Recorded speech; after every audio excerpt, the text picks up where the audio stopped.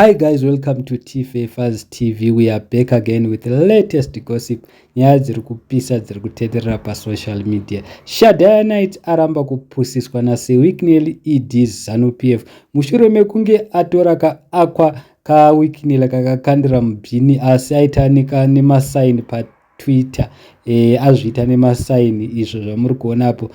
Mushure mekunge wicknel munongoziva mega kana achida kukutenga ine chitsotsi anotaura something pastatus sezvakaitirwa seColors akamhanya bana akakumbira rurege rakadedzera ndiri wezanu this that, asi Shadaya azviramba.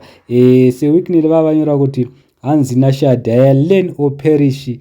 Chiya chinonzi Shadaya chibaba dai asingazonyanya kuzotuka madzimai aigona kuwana kaakwa kake, but problem anoita sei anotuka madzimai. Ndozvataurwa nani naSewicknel. Munongoziva mega Sewicknel anachiteya hove ipapo mukamona achidaro nekuti seColors akamhanya bana akatora almost 1 week achizhamba achikumbira rurega achidedzera ndiri wezana akazoipuwa mota. Saka ndozvazvida kuitwa ichi Shadaya, asi Shadaya azviramba. Vanhu vataura zvinhu zvakawanda. Aripo mumwe munawe akati you are what you say you are, I'm impressed. Mumwe munhu akati magara mune shavi reurombe imi baba, achireva Shadaya. Mumwe munhu akati men of principles. Mumwe munhu akati and for that I wish you well in this life.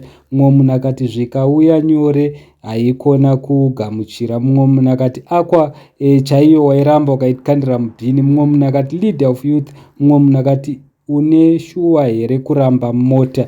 Mumwe munhu akati you have earned my respect mudhara, it was not an easy decision kugeto youth kuramba mota. Mumwe munhu akati let's do a GoFundMe for Alpha vachireva Shadaya. Mumwe munhu akati icho achitambire zvamahara achisi holy. Mumwe munhu akati Victor was already waiting for you. Victor ndiye ari kupa vanhu mota ari achitumwa naWicknel.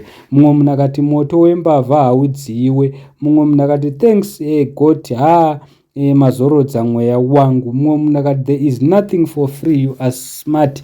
Ndozvataurwa because vanhu vari kudedzera kuti zvevese vanhu vari kupiwa mota ava vachazodzibhadharira. Thank you so much. Don't forget to subscribe to our channel.